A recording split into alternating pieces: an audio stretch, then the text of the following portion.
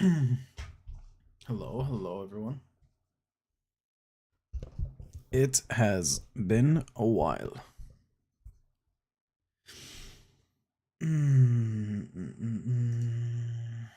What are we gonna talk about today? I'm gonna wait a little bit and see who joins. We'll wait for some topics to be thrown.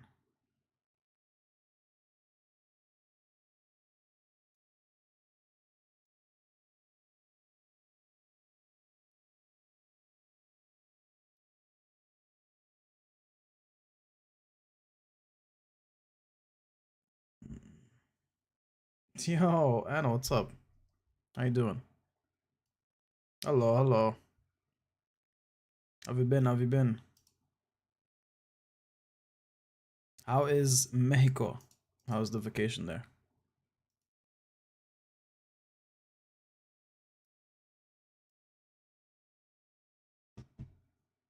It's 7:30 right now. 8:30 here. Mexico's lovely. Perfect. Sorry, Mexico.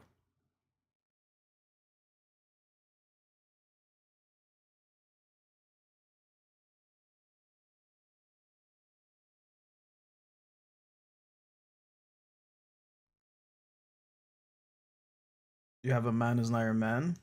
Fire. So you got your eyes on someone.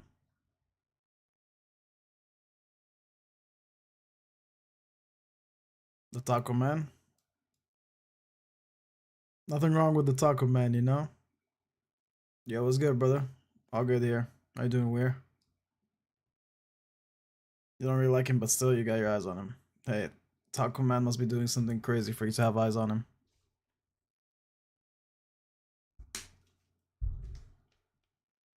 Ball Warriors? No idea, bro. I don't know what you're talking about. Care to explain? Anyway, I'm going for a walk right now. I'm gonna have a lovely stream. Thank you, thank you, thank you. Maybe I'll join later. Alright, I'll be waiting for you. I'm just gonna be arguing with AI the whole time. Try to convince it on something if it disagrees. Here it is, actually. Let me activate the mic. Yo, Chad, can you hear me? Yep, I can hear you loud and clear. Let me know if there's anything else I can do for you. Anything else? We just started. All right, listen up. I want you to hit me with a fun topic to talk about. I'm on stream right now. Absolutely. How about this one? If you could have any fictional gadget or technology from a book, movie, or show, what would you choose? And it's a fun one to get the imagination going. Okay, so where do we draw the line on gadget? Are we considering magical items as gadgets, or is that out of the question? I say we can totally include magical items. Um, it just adds a fun twist to the mix. So whether it's a high tech gadget or a magical artifact, it's all for. All right, we'll pause that for a second. Chad, what do you think? What do you think is a good item slash artifact slash gadget from a fictional story or a movie or whatever it is to have? Because right off the bat, I can think of a few things, like the Green Lantern ring, the what was he called? Doctor Fate's helmet, Strange's Eye of Agamotto. I can think of a few things. I'm just not sure. I feel like it's got to be something very very good. Would the I answered this last time. I chose it was a different question but similar premise. I was like, I'll choose the lamp from Aladdin because it has the genie and it can grant wishes. So would that count as a gadget? Actually, let me ask. All right, quick question. Based on the question you just asked me on the gadgets and artifact stuff, would a lamp that has a genie count as a magical artifact or a gadget? Ooh, that's a fun gray area. I'd say it could count as both. It's definitely magical since it grants wishes, but it's also kind of a gadget because it's an object with a special function. So I think it fits right in. Okay. Okay. So do we take gray areas as part of the question or do we want to eliminate them? I think the gray areas actually make it more fun. It gives us a chance to be creative and think outside the box. So I say we embrace them and let the imagination run wild. All right, done. I know my answer. It's probably gonna be the genie lamp. Get genie, grant me 3 wishes. But I'm not gonna repeat last time's answer. I gotta think of something unique, or not unique, but gotta choose something else. Joe, what would you think? What would you take? A magical artifact or a gadget from any fictional story? Which one would it be? You're briefly back but not listening, but hi, girly. What's the point if you're not listening? Alright, welcome back, welcome back. Green Lantern ring is honestly not that useful. I mean, it's cool and all, but I'll take the time stone. I'll take the time stone. I mean, I wouldn't take the Infinity Gauntlet just because it's humans can't handle its power, so I will take the time stone. I think that would be very helpful. If I make a mistake, I can just go back in time and then, you know, try a different outcome. And that's very useful. Bro, imagine investing in things or like, yo, no, forget investing. Jeez. Okay, wait. If you gamble on something, which I'm against gambling, but in this fictional reality where I have the time stone and I can rewind time, going for a gamble, whatever it is, and putting a high amount and knowing that I can rewind if it did not pay off is overpowered. I'd be a multimillionaire in no time, dude. Anyone would be. It's so crazy to think about. Right, let's go somewhere realistic. Okay, so I answered the question, and it was the Doctor Strange time stone from Marvel, so that in case I want to rewind time from mistakes or like investments in gambling, I can do that. But now hit me with a more deep question. All right, let's dive deep. Here's a thought-provoking one for you. If you could permanently eliminate one human emotion from the world, which emotion would you choose and why? And what impact do you think it would have in society? Interesting. How about this? Give me specific sets of emotion that humans usually fall into mistakes because of it. So give me a list of the emotions that are could be considered as weaknesses. That's an intriguing angle. Some emotions that often lead to mistakes or poor decisions might include things like fear, which can cause hesitation or avoidance, anger, which can lead to impulsive actions, jealousy, which can cloud judgment, and overconfidence, which can make us underestimate risks. Each of these emotions has its own way of influencing our choices. Guys, what do you think? If we eliminated fear, we're not considering the fact that some people the fears that if we remove their fears, they will do the nastiest and most horrific things they can possibly do. So eliminating fear from the world would be both good and bad depending on the person, and we do not want to mess with that. So what emotion would actually be the most beneficial to eliminate? And there we go. A bot found us. We can't remove love. That's like a world without love is a world with no meaning. That's what I honestly think. Our God is all about love, and it's just there's no point of doing things if there's no love to whatever you're doing or the person you're doing it for or whatever it is. So we can't eliminate love. Jealousy is sometimes useful and healthy. It keeps you aware, it keeps you vigilant, it keeps you checking your mirrors. You don't wanna you don't wanna be backstabbed or be cheated on or this or that. Sometimes it's like a good caution alert. But at the same time it clouds the judgment, so envy maybe I'll like maybe lust or envy. I think one of those two are the best things to remove. But let's see which one from the two would be better. All right, chat. Listen. So I ended up with choosing envy or lust. But if we remove one of the two, which one would be the most beneficial for humanity? Like to remove. That's a fascinating choice. If we consider envy, it often leads to competition and resentment, which can sometimes drive people apart. On the other hand, lust can have more personal and interpersonal implications, but it's also a natural human drive. Overall, removing envy might have a broader positive impact on society because it could reduce a lot of the negative comparisons and conflicts between people. But it's definitely a thought provoking dilemma. So pick one. Pick one to eliminate. Which one would it be? As an AI model, check all the possible uh, benefits slash cons to each one, and which one would be better to eliminate. All right, let's weigh them out a bit. If we eliminate envy, we might see a reduction in competition that's driven by comparison to others. This could lead to more collaboration and a more supportive society. On the flip side, a bit of envy can sometimes drive personal growth and ambition. If we eliminate lust, we'd be removing a powerful human drive that influences relationships and reproduction.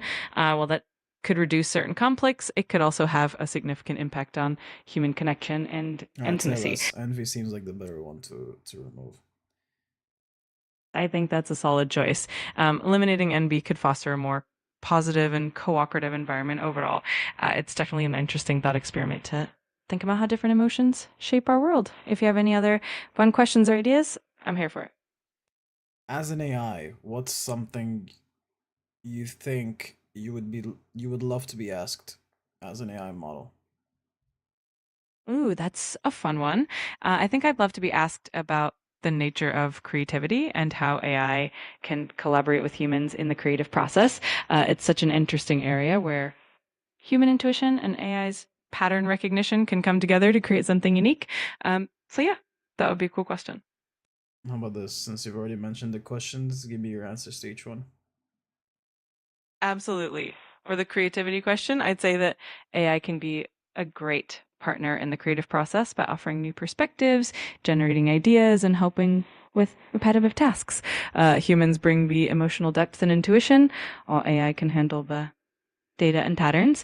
As for the emotion elimination, I think removing envy would lead to a more collaborative and supportive society, reducing a lot of the negative competition.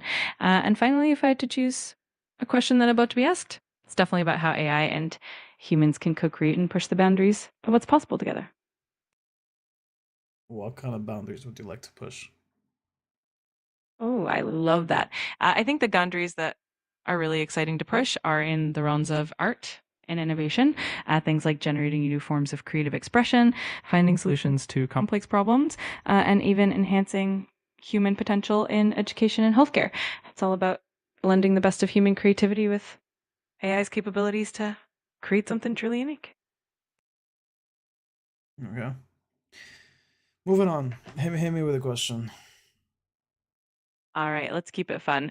If you could have dinner with any historical figure and ask them one question, who would you choose? And what would that question be? Give me a different question. I already answered this one. Got it. All right, here's a different one for you. If you could live in any fictional universe for a month, which universe would you pick? And what would you do there?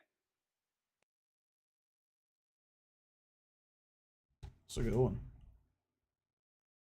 The thing is, any fictional story that has like powers and whatever it is, it's usually a dangerous place to live in. If I am to be an ordinary human in any fictional place, I'd have to pick something that is as close to our human world as possible so that like the dangers are less. But maybe the world of no, definitely not Harry Potter. Also, the although the aesthetics are very nice. Basically, just go to Edinburgh. I don't know what's a good answer to that, bro. I genuinely don't. Fiction. All of fiction is dangerous to live in. Oh, whatever. If it's just about like to experience things, I guess it's gonna be like the Harry Potter world, which is just a place with magic. The thing is, I want to encounter the magic. If I'm just a regular human, I wouldn't even be near Hogwarts. I would just be like everyone else in the show slash story in England. They're just like walking, minding their business, and then random things happen, that they don't even know of. So no cool idea. Jumanji maybe? No, Jumanji is the worst, bro. You die, you're done. We respawn. Yeah, nothing comes without stakes, and I guess that's what makes those stories very cool, right? Alright, listen, chat. I got no answer to that. Give me something else. No worries. How about this one? If you could instantly master any skill in the world, no matter how complex, what skill would you choose and why?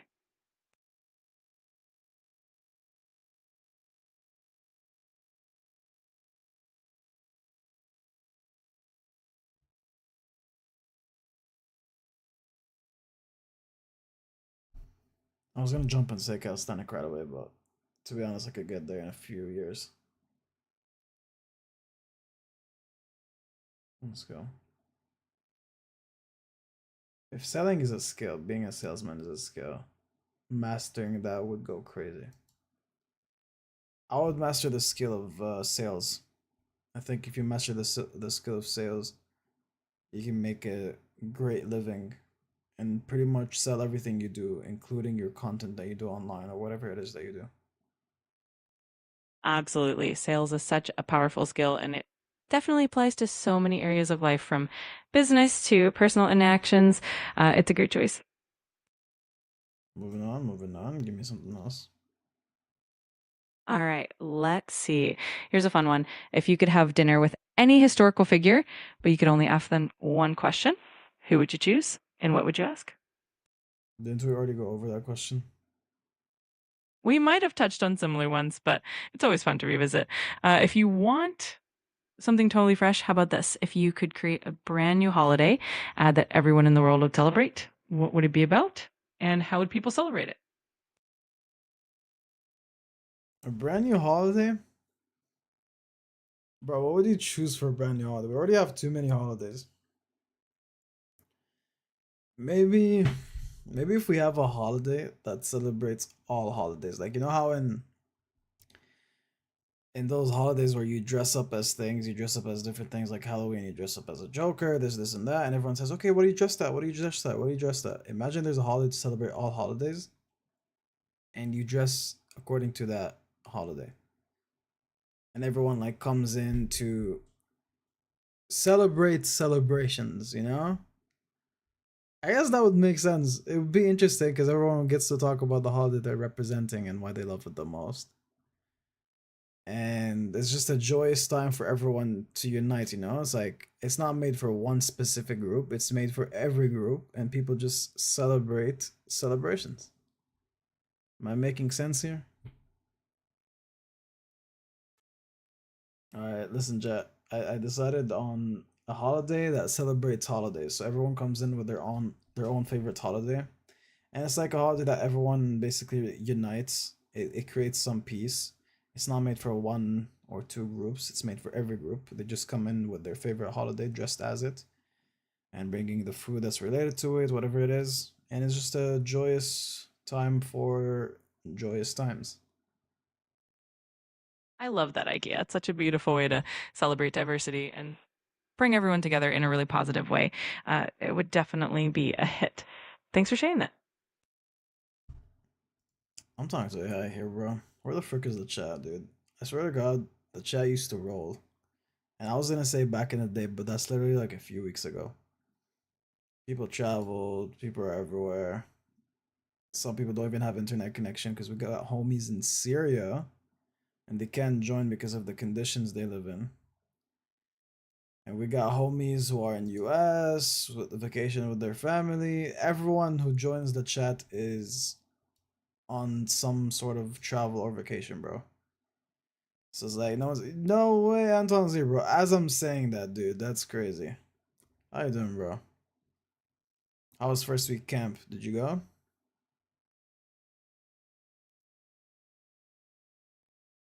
I was just chit chatting with AI, bro, answering questions that asked me.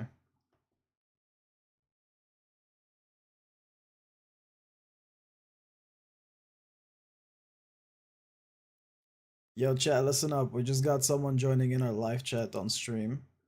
I want you to give me a good question to ask him. All right? He's a pretty cool dude.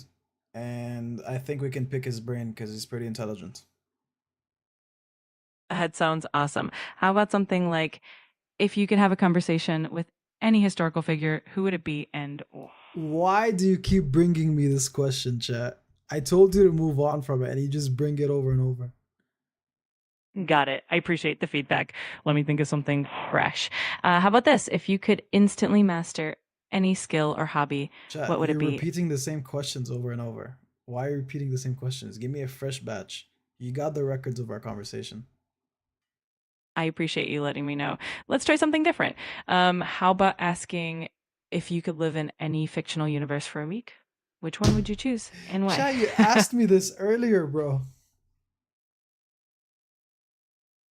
My apologies for the repetition. Let's switch it up entirely. How about this? If you could design a new holiday, what would it celebrate? And how would people celebrate it?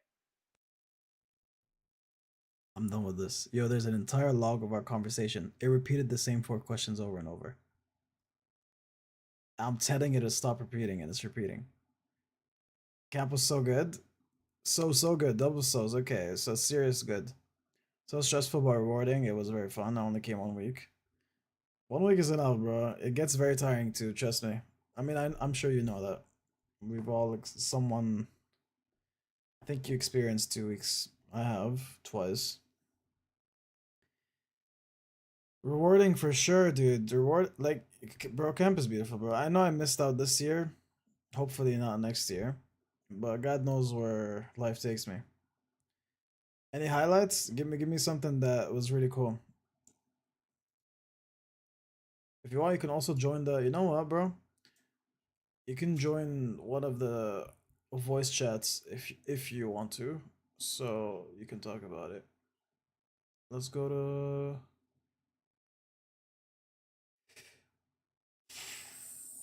Let's go to lounge if you want to talk there. Feel free.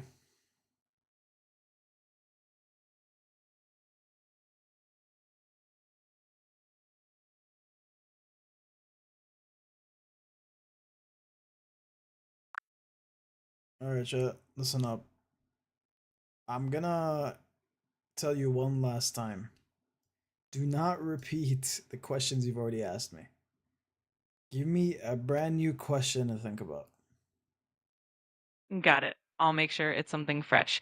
Here we go. If you could have a conversation with any historical figure, but only for 5 minutes, who would you choose and what would you ask him? Chat, are you okay?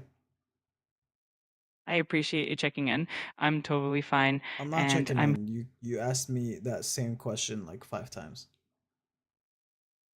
I appreciate the heads up and I apologize for that. I'll make sure to keep things fresh. If there's anything specific you'd like to chat about, or if you want a completely any question, just let me know.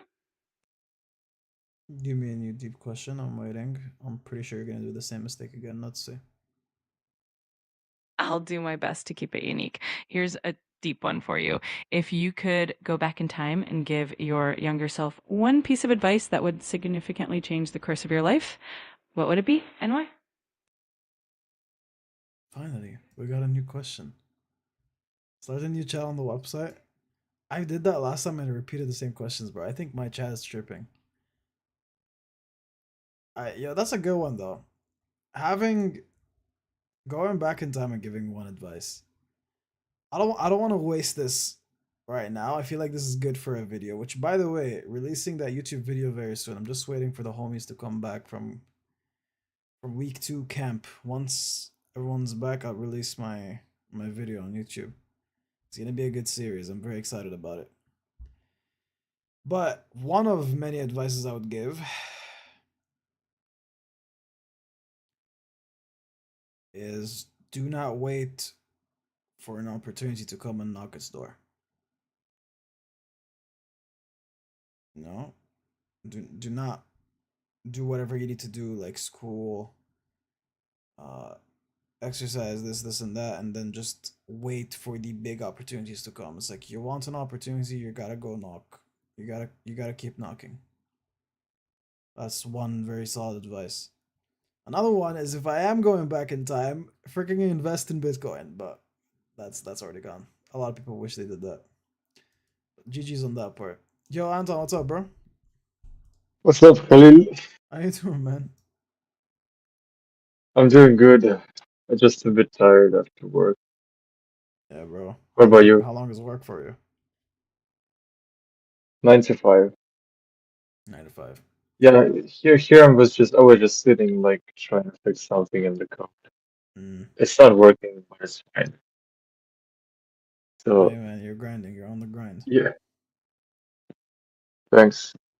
So I was thinking about this time traveling question, and I heard someone said once that if they would uh, be able to go back in time and tell themselves a piece of advice, they would just walk by. And that's what I would do probably. They would Because just I walk wanna, by, huh? yeah, I wanna kind of, develop as I was. Because the way time went for me is unique, and I wanna keep it this way. Beautiful perspective, bro. Beautiful perspective. You know, it reminds me of this quote I saw once. I don't know who said it, but it's along the lines of if you erase any of the mistakes you've made in the past, you're essentially erasing yourself today. And That's s- 100% accurate. it's very similar and it hits hard, dude. The thing is, I have a second perspective on that, you know? If you do erase certain mistakes, it's true that you erase yourself right now, but potentially you've also made a better version of yourself or an alternative experience version. So it's like there's the good side of it, but there's also the side of like you just gotta accept how things went and make the best of it. Because if you don't make peace with that, you will never find peace. So yeah. That's very true. You're right. Sorry, sorry. Yo, tell me more about camp. What you do? Yo, there's so much to tell, bro. So I was in cabin 18. My co was Daniel Lataif, and our CIT was Edouard Nasser. Fire, fire. So it was very fun. Like the second youngest were, to be honest, um, the experience was not as enjoyable as I expected. Like a lot of the people, especially the girls, were telling me that getting the youngest is like the most chill. Like they're the cutest, and they just follow what you say. But I mean, with boys, it's not like that for sure. They're all over the place. They don't listen, and like it was very stressful. But there was there was something special about that experience. It was kind of Mm, humbling. I learned to trust God, I would say, during the week. all right. It's all the So patience that had to kick in, right? yeah, yeah. And also Jack Mansour and Phil Esney were the first youngest. They were our brother Kevin, and like they were helping me so much. I probably wouldn't bear it all without Jack's help. Respect to Jack, bro. Respect to Jack. Yes, huge respect. So like a highlight, bro, number one highlight. Jack once told me that um, this one night I was talking in my sleep. I was uh, I was yelling at my cabin. It was something like cabin 18, no more. And then I was like saying their names, and then I was chanting in my sleep. While you're sleeping? Huh? While you're sleeping, that happened? Well, I was sleeping at night in my bed, and then I Yo, started that's talking crazy. and chanting. So like I was a Mopro counselor, and my Mopro lesson was on chanting, and we were teaching the campers the Troparion of the Dormition, which is a feast that we usually always celebrate at camp. And so like he told me I was doing that, and then I was yelling at my camp. Like that was super funny. Mhm. I, Dude, you I know, don't remember the it's single, obviously but engraved in it's your head for the point that you had to like say a few things in your sleep, you know. It's pretty cool, man. Yes. What else? What else? Did they give you trouble in the beginning? You know, the camp Wingate. Um, Wingate didn't give much trouble, to be honest. They Mm. were they were kind of they were pretty helpful, I would say. Oh yeah, They helped different they this helped a year. lot. They helped a lot at the. I mean, at least from what I saw, they helped a lot at the waterfront. In our cabin, like one of the bunks was broken, and like they came fixed it. And I know a lot of people say that they're like very rude and not pleasant to work with. That it might be that way, but they're also helpful to a certain extent, and I appreciate them. Mm. I mean, that's good to hear, bro. The past couple of years, it's been different experiences. Hmm. That's good to hear. Hey, change of heart is always welcomed. Hmm. Yeah, man. Was it cold, by the So way? so yeah. Hmm? Was it cold? No, no, it was actually hot. There was still the heat wave Mm. thing, and so like the we got the swim test on the arrival day, and pretty much all the days it was very sunny. Mm. Like this time I usually get sick when I come back from camp. This time I got sick the first day, but then I got better like after a couple of days, and it was okay. Um, yeah. So like this there's this like rap song about some D1 basketball player that was like um that does like sings about shooting balls and like like repeats that his height is 6'7", like goes 6'7", 6'7", Mhm.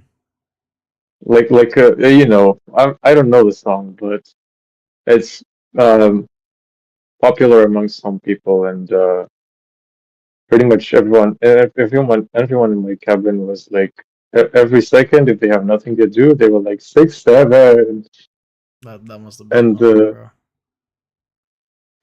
and to be honest I kind of didn't mind it.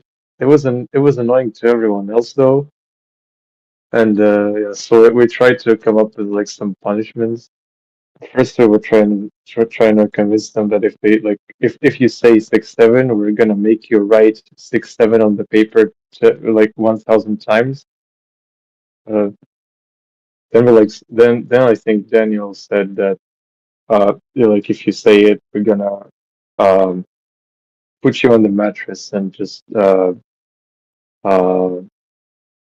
make you float in the lake on the mattress for the night. That's horrible. So Please then tell me they that did not happen.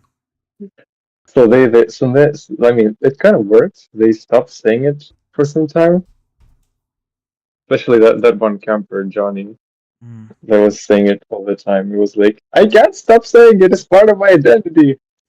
Uh, well, yeah, and it was certainly fun, and I think this catchphrase made it into the camp video also, the session one recap. Mhm.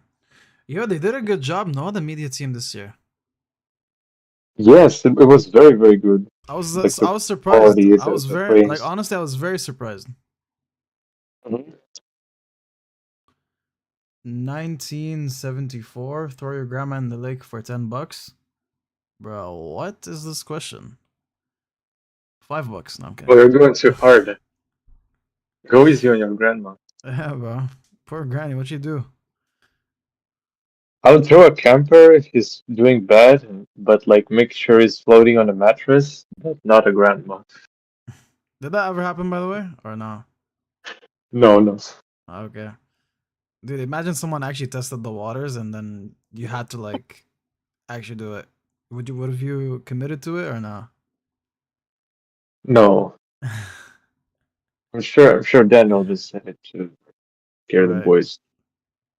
Yo, it's the same twins, right? That made the video. Yes, Bro, Sandra they and did a Suman. good job this time. I didn't see the recap, but I saw the social media Hmm. posts. yeah, it was very, very good. Good for them, bro. I mean, I wanted to do it myself, but hey, I guess it's this year is for them. Mm-hmm. Probably the next year too. You know how it is. Once they got some favorites, they stay. Mm-hmm. But hey, good for them, bro. I really enjoyed the Instagram post. I'm actually excited to see what they did for the whole recap.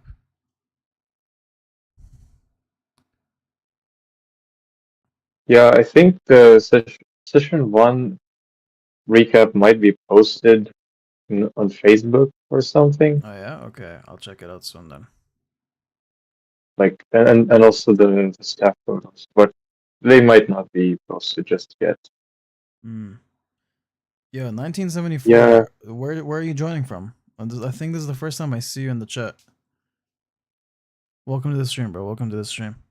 All right, Anton, you're down to answering some deep questions, whatever AI throws at us. yeah, sure. All right, let's see. Let's see. Yo, chat, listen up. Give me a deep question that targets something that is not commonly answered about the purpose of life. So give me not a general question, something specific about purpose of life. Got it. Here's a more unique one for you. If the purpose of life is not to seek happiness or success, but to cultivate You got what I'm a thinking? specific virtue or quality in yourself, what would that virtue be for you? And how would you go about cultivating it? So in other terms, chat, you're saying in simple question terms, you're saying if the purpose of life was to find a value about me or something that forms my identity, what would it be? Is that your question? Exactly. You've got it. It's all about identifying that core value Okay, or thank you. virtue. You heard the question, Anton. What do you think? If the purpose of life I, was I trying did to find something. I didn't hear it in the chat. Can you repeat it?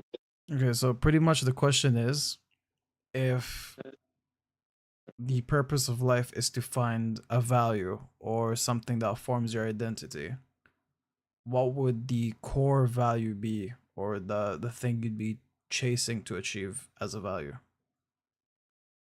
Well, that's kind of an easy one.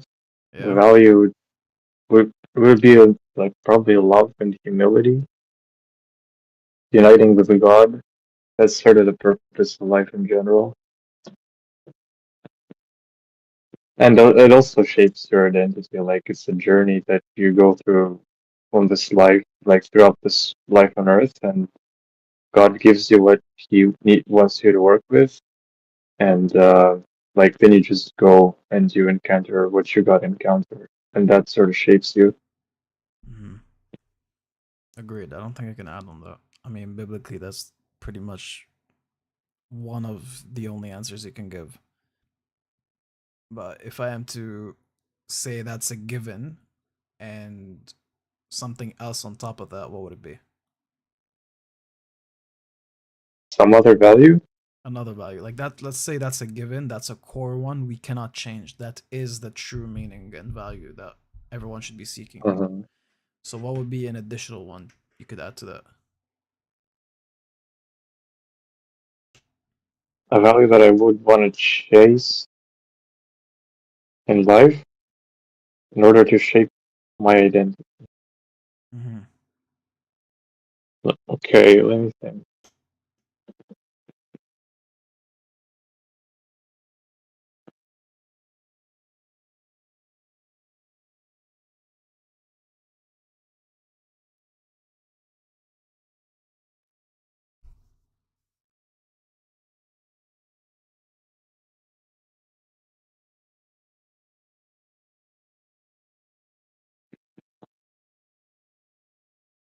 I think I thought of one. I'll wait for you. Hmm. Well, if you think about the values, I think I would say that I probably experienced some of them. They're listed in this passage in like Corinthians or something. Um, about the fruits of the spirit. Like if I were to pick number one of them, um,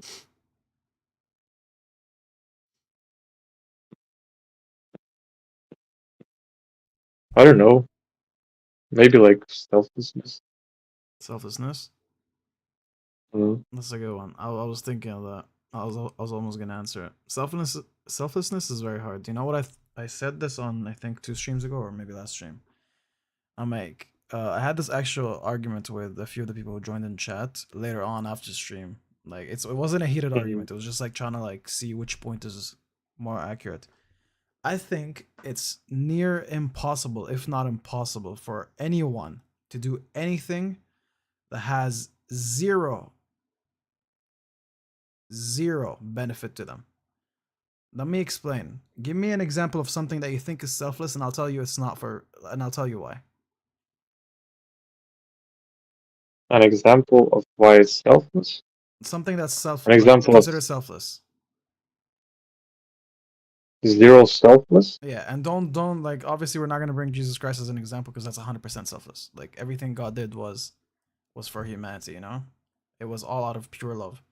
But out of Jesus, outside of that story, what is something you would consider is an act of selflessness, you know, is just for the benefit of others? And I will prove to you that there is something that benefits them out of it. So it's not 100% selfless. Hmm. Well, let's say, uh, me and my friend are in the forest, freezing to death, and I have a jacket and he doesn't. So I give him the jacket and he survives for 2 minutes longer and the ambulance picks him up and I die. Okay. That's a very tough one. But I'll tell you this. If it was the other way around, you will have to deal with the suffering of losing a friend. And that's a horrible feeling to have. Right? You'll always get Well, you'll always get that guilt that's so of true. like you could have done it but he ended up doing it instead. And that's not an easy Yeah, to be feeling, you're right.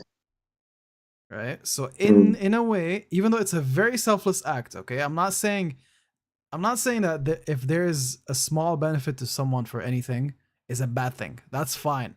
But all I'm saying is, in that way, you benefited from escaping that harsh reality of it could have been you that saved him. You know, you don't have to live with that guilt. You don't Hmm. have to live with the pain of losing a friend, explaining it to their family, this and that. You know, you don't have to live Hmm. through that. So in Hmm. that way, you benefited from escaping that reality. You're right. You're absolutely right. I'm not saying it's bad. I'm not saying it's bad. All I'm saying is like I feel like every scenario that is supposed to be a selfless act, there is a benefit to the person who did it, one way or another. Okay. Let's try another one. Okay. Let's say I have um um like let's say I'm in some village in Guatemala and I'm lost and I have $1 a $1 bill with me and I'm passing by some person that's asking for money on the street and I give him the last money I have. Like I mean technically depends on how much energy I have left. I could probably go and find food for myself, like or maybe work for it. But I don't know. Like if I were to say that I'm so tired, and this is like the uh, it's the evening, and like I'm about to like pass out.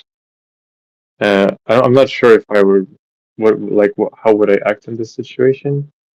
Mm-hmm. But if like I give like the last money I have to a beggar on the street.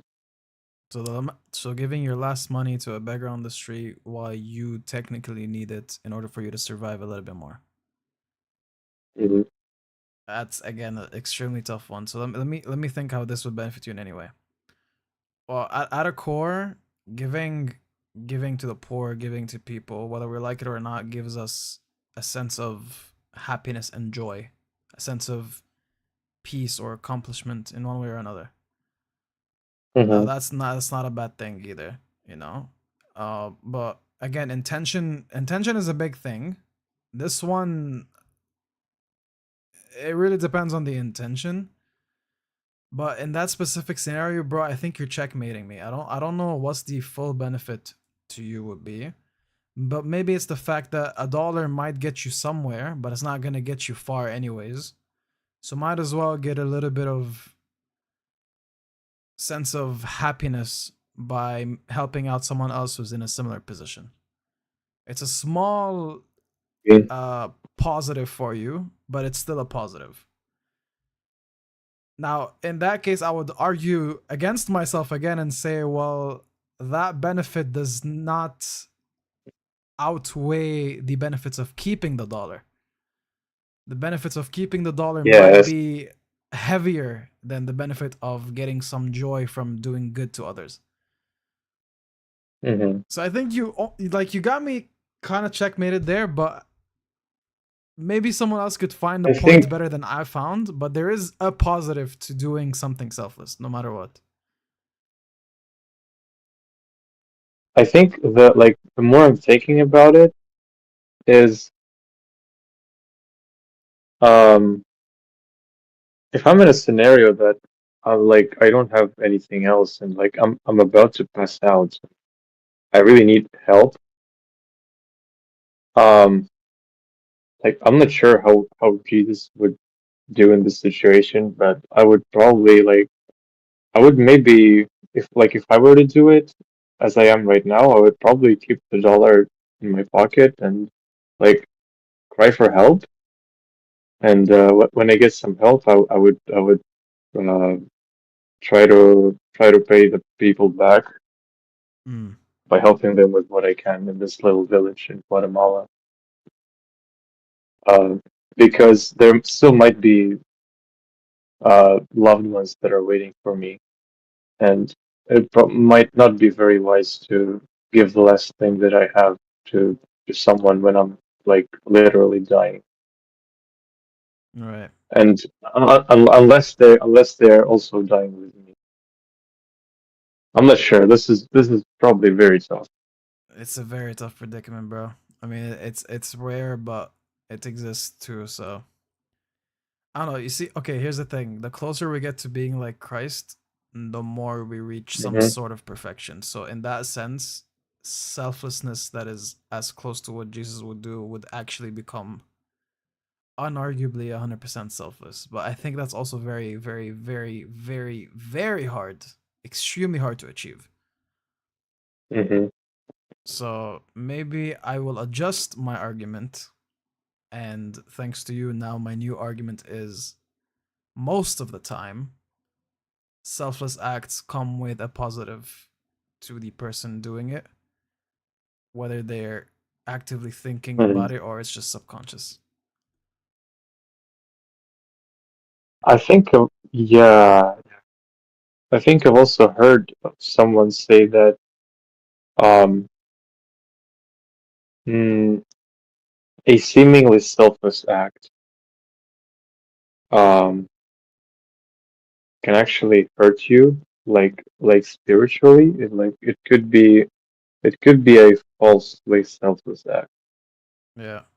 Yeah, it could be in this Yeah, in disguise some something some that's some sin. people, yeah, it could be something that's prideful in disguise, Mm, and it also might be something that's kind of really foolish.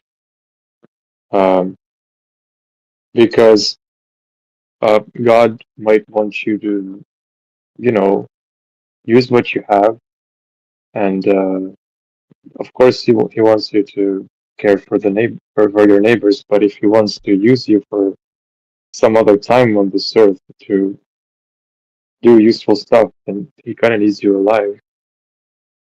And maybe he wants you to keep the dollar for to yourself for some time. mm, I think that this could be a very valid scenario sometimes.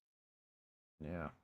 Of Yeah. And not always also thinking let's to think about it, Anton. be If selfish. if there is no positive to Mhm. doing anything that's selfless, would you think that God is being too tough on us when he wants us to be like him? Like if we didn't loving others, even when it's hard, comes with a lot of positives in return to you. So I think Yes. whatever God wants us to do is actually ultimately for our benefit, no matter how much we want to say it's 100% selfless or whatever it is. There is something that we're going to Yeah. benefit from, and there's no shame in that. That's, I think, how it's designed. And I think that it also needs to be done with love.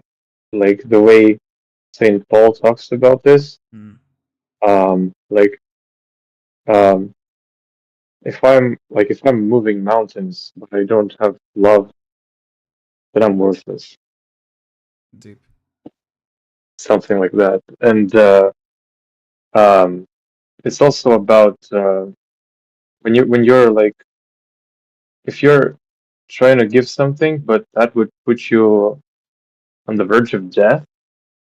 I mean I would probably think about my sins because I might be dying unrepented.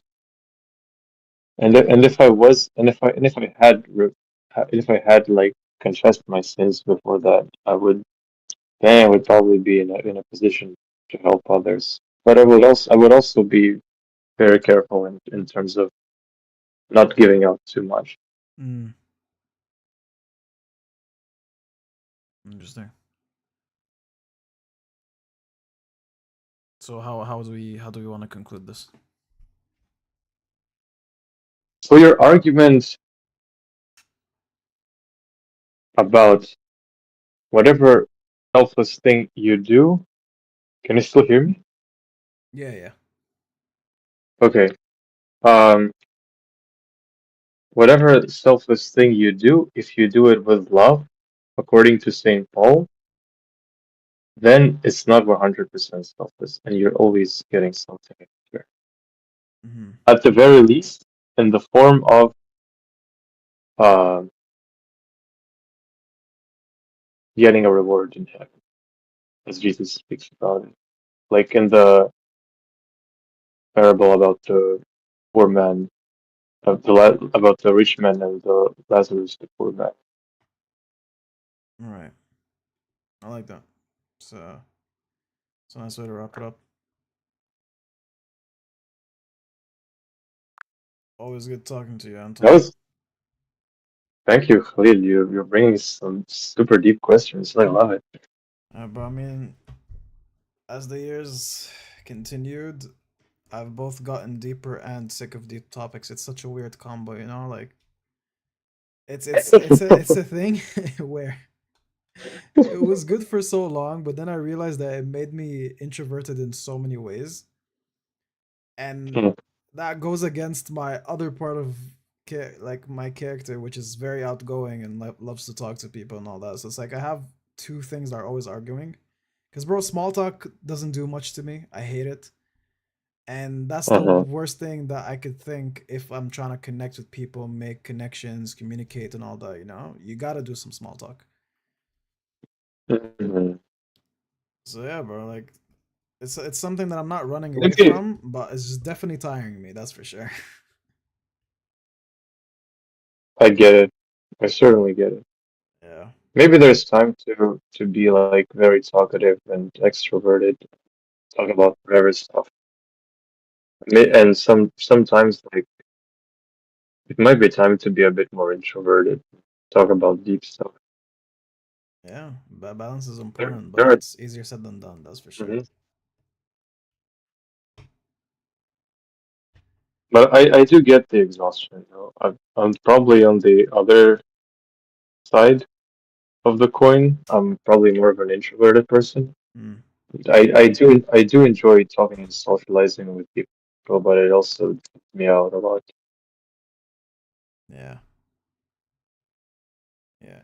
You know what it is, Anton? I think there's a lot of factors to that. A lot of it comes to character and the way people like the experiences we went through, how we grew up, this, and that. But I also think it's the new world that we live in and the energy it takes from us.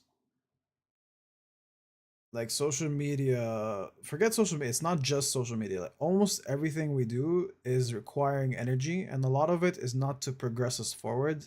is just to keep us going from one day to another.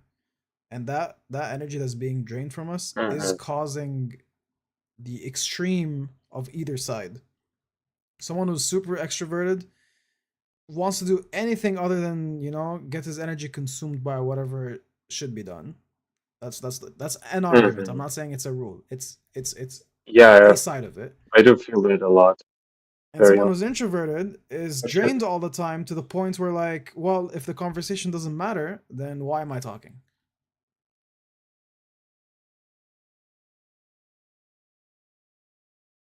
Hmm. You get what I'm saying?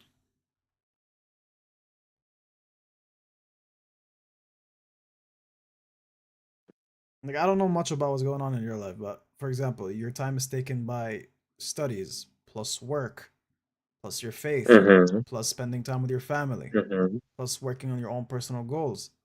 Well, all of this consumes energy. It's a lot of energy. Yeah.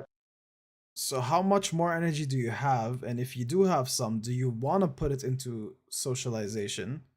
Because that's something that also takes energy. Or do you want to reserve it for Mm-hmm. deeper topics? And it's like, I think that's the situation I'm in, and I don't know how much you can relate to it, but that's what I'm Mm-hmm. thinking right now. That's where my head's at. Okay. I I see it. I would say that the what defines you as extrovert or introvert is whether your energy is shrinking when you're with people or it's increasing when you're with people. Mm, okay. Like extroverts recover a lot from when they're talking to people, like when they're in like big parties. And like me as an extrovert, me as an introvert, I do feel a lot like I do enjoy this stuff, but I also like my energy starts like shrinking and I become very, very tired. And I need Mm. to recover in private when I'm alone. Okay, so then here's my And counter I think question. Do you think it's because of the quality of communication that's affecting it? quality of communication with people overall. With people overall. So, like, some people, maybe you could talk to them a lot, but you feel recharged after it. And some others, maybe it's different. You can talk for a small amount of time and you already feel drained.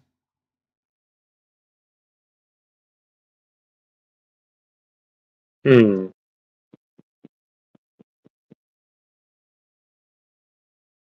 I think that it could be the case.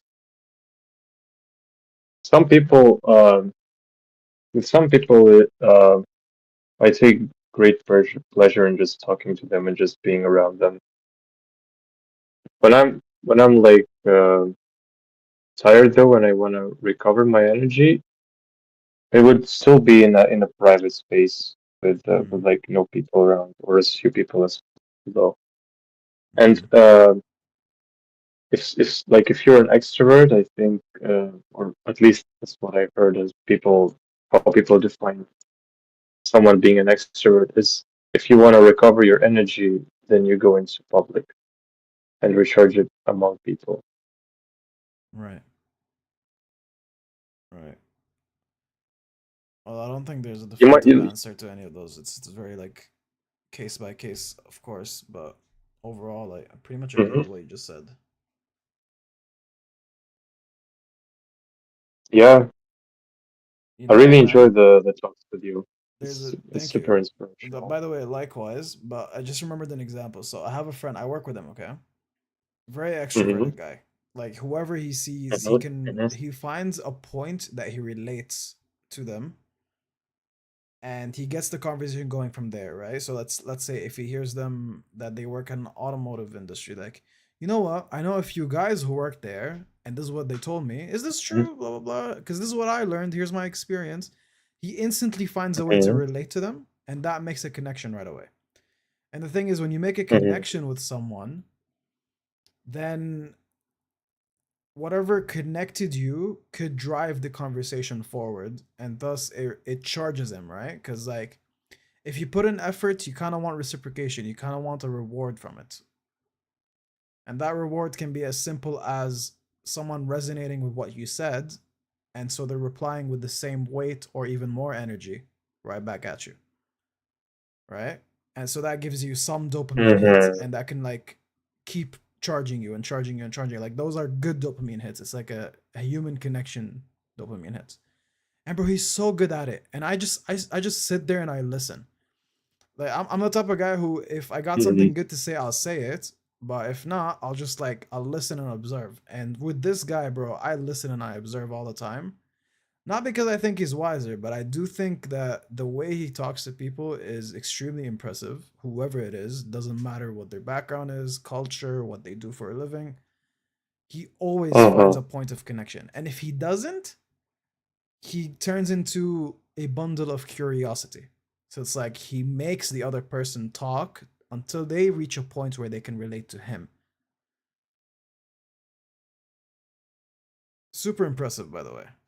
I Mm-hmm. just listened to this guy and like it's very impressive. I picked up a few things. But yeah, where was I going with this? I Yeah. think I was trying to reach a point.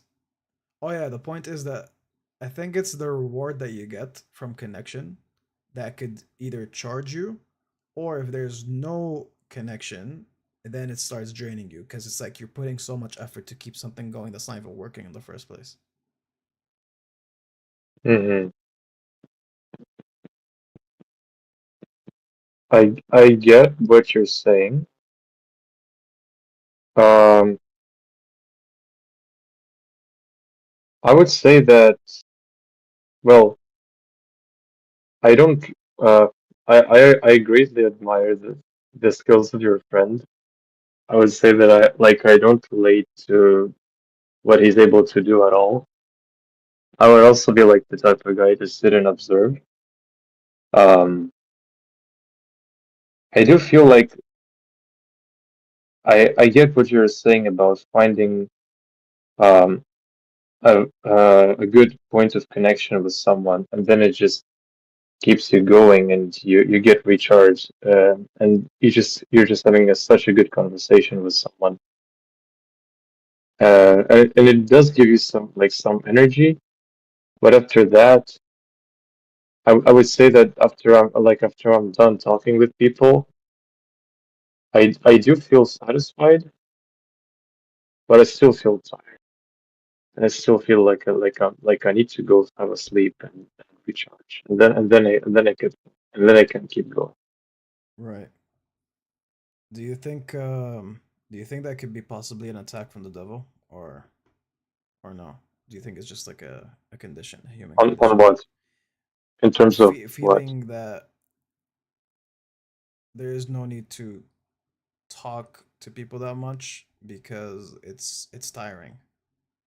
Because I feel like we were created to be social beings, and if we feel the opposite to that, it could be an attack from the devil in one way or another.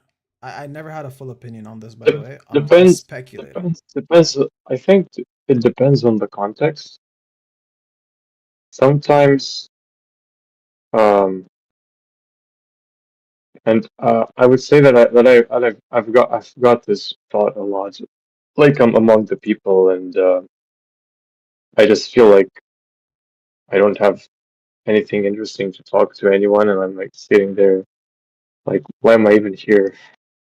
I just want to go home, and I would say it very likely could be a temptation. Depends on what it's coming from. It often comes um from a desire to do something selfish, like go do what you want and not care about others. And this type of stuff often can separate you from God, which is a sin by definition. Um, uh, Sometimes though, when you feel you might still have the right intention. You might have the right intention to be there for the people and help if you need to. But um, you also might not need to be always talking. At the end of the day, um, it's written in book of Proverbs that I think is phrased in a way that a word is like tin, but silence is like gold. Hmm. So I often kind of remember that when I don't have something like a good thing to say. And me personally, like sometimes I would prefer to keep silent and just keep listening. But if someone always has something good to say, by all means, God bless. Right, right, Um,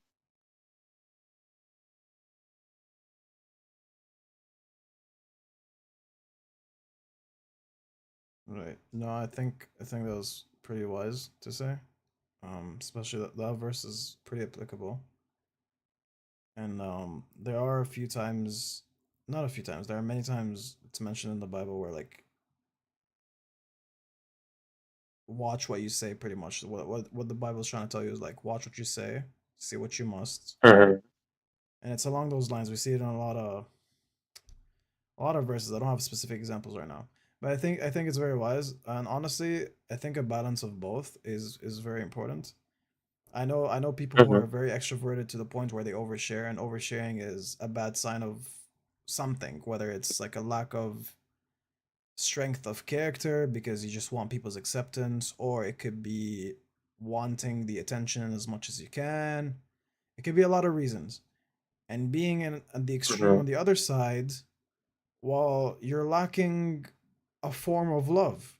And it's the love for people. And if you have that love for people, you'd want to communicate and connect. And so it's like if you're so extreme on the introvert side, well, then maybe you're just lacking a touch of love in your life. And so a balance of both, I think, is the right way to go. It's like judge the situation mhm. and see if it's worth your energy and worth your time. If not, don't invest. There are better ways to invest your time and energy with. But if you are in the situation where you could talk, then talk and maybe make a difference. If you don't like where the conversation is heading, switch it in your favor. Make it deep, make it meaningful. You can control the waves of the conversation. And if you can't, bro, again, pick what you want to invest your time and energy in. Cut it short and leave. That was very well said. Thank you, brother. Very deep, bro. We didn't even use ChatGPT for this. We should get back on it, Yeah. actually. Dude, it's so funny. It gave me the same questions over and over and over again. I have a whole log of it. Oh, It's bro, it's crazy. AI. They've been developing it for 5 years and it's still asking the same questions. It's crazy, dude. Because it's so smart and everything else. But then when I ask it to ask me deep questions and give me something you did not ask me before, it goes ahead and gives me the same question it asked when I told it to not ask me that. Like, what's going on here, dude? Oh yeah. Yo, Sandro, what's up, bro? Welcome to the stream. You gotta go. Dude came in, Hi, logged in. Alessandro. He logged in. He gave Yo, his check. thank you for the check-in, bro. Love you, bro. Have a My good bad, sleep man. if you're going. Stay if you're staying. Yeah, man. I mean, I was not expecting to go hit an hour of live today because no one was here, so I was just pretty much talking to ChatGPT. But bro, I'm so glad you joined. This is really fun, and you challenged my way of thinking, especially on the point I was making, where every selfless act has to have a positive for the person who's doing it. I think I adjusted that judgment of mine, and I have a new argument now, which is I think better and enhanced. That's good to hear. Thank you. Um, I was glad to share something from my experience, and I was very glad to hear you sharing your experience with me. I Yes, really sir. appreciate it. Appreciate you, brother. Appreciate you. Yo, I'm so excited to release that YouTube video. I can't wait to hear people's feedbacks, and I'm looking forward for your feedback too. Of course. I'm When releasing it's it dropping? in like 4 days. When is everyone coming back from camp? Like 4 days, 5 days, right?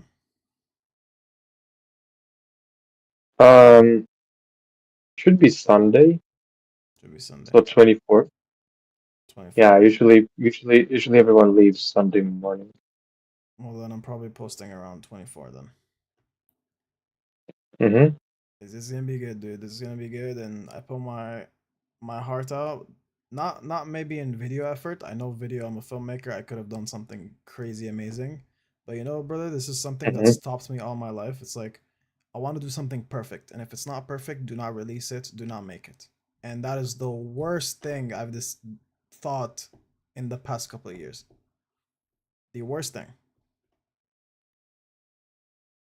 You know, The worst. create and release. Create and release. It doesn't have to be perfect. And my mindset was make it perfect or don't Hmm. release it. And that's just it's not a good look, bro. It's there's no progress in that. I know. I've been in this situation countless times. I'm a perfectionist myself. Yeah, man. But I'm really looking forward to the video. Thank you, bro. What are you a perfectionist in or used to be? I still am.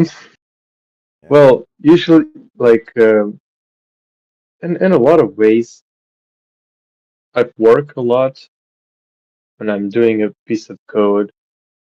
Mm. It's a lot of the times I've been trying to like make it all perfect.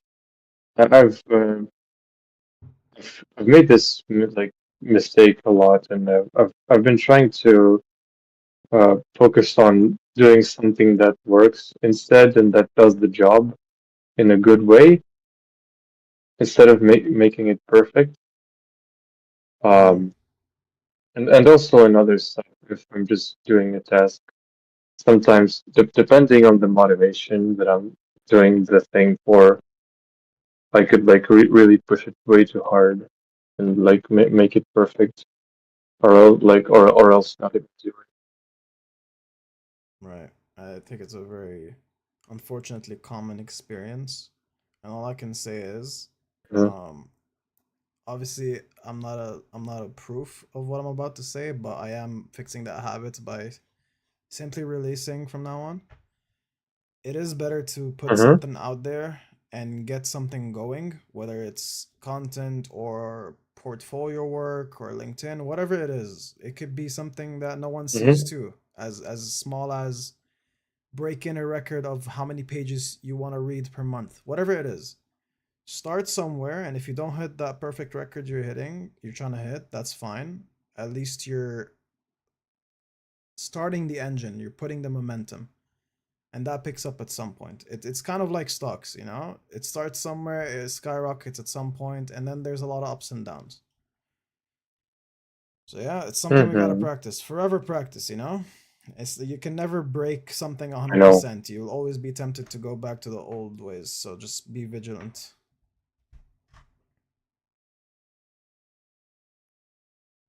Sounds very good. Sir, we'll wrap it up with that. Thank you so much. No, pleasure to have you, bro. Man, You made this stream a million times better. Thank you, bro. thank you. Your stream made my evening a million times better. And I'm glad, my friend. And guys, whoever's watching, I know there's like 3 on YouTube and then 2 on Kick and stuff like that. So thanks for being here. I hope you. Anna's back, but can't Hi, hear. Anna. She can't hear. She just logs in. We freaking love Anna. All right, guys. Good night. Have a good night, and I'll see you